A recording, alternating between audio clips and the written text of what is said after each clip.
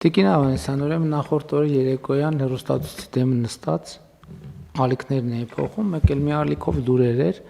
տեսա առողջության ապահովագրության մասին է խոսքը, ասի կանգ առնեմ, տեսնեմ ինչ են ասում։ Ուրեմն ինչ իմացա ես այդ ռեպորտաժից։ Ես այդ ռեպորտաժից իմացա, որ առողջապահության համակարգը փլուզվել է, ջախջախվել է եւ գոյություն չունի այլևս Հայաստանի Հանրապետությունում եւ մենք տենց կատաստրոֆայի առաջ են կանգնած, որ կոവിഡ്ի համավարակը 1000 ներողություն գալաթ է արել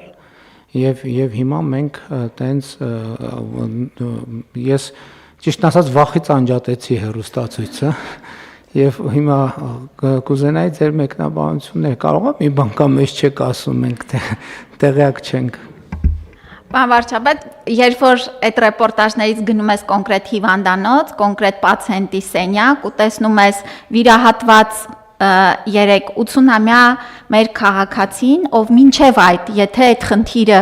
ունենար դեկտեմբերի 31-ից առաջ, լրջագույն խնդրի առաջ էր կանգնելու, որովհետև հասանելի չէր լինելու այդ ծառայությունը սրտի ռիթմավարի, 2 օր առաջ վիրահատվել է եւ 3 երեկոյան տուն է գնացել վերականգնված առողջությունով, այսինքն մենք միշտ ունենք այդ իրականություն եւ ներկայացված։ Բայց այն ամենայնի, չէ,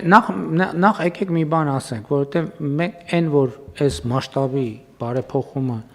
ինքը այտենց բան չի լինելու, մի բաժակ ջուր խմելու նման չի լինել, այդ մենք գիտենք, բայց այնուամենայնիվ հիմա ո՞նց եք դուք գնահատում, ենթադրենք 10 բալանոց համակարգով մենք մեր խնդիրը ինչքանով ենք քանի բալ կգնահատեք